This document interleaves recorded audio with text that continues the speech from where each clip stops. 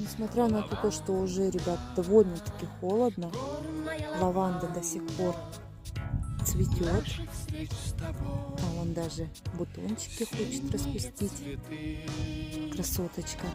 Мне она даже нравится не как приправа, не как добавка в чай, а просто вот красивый куст.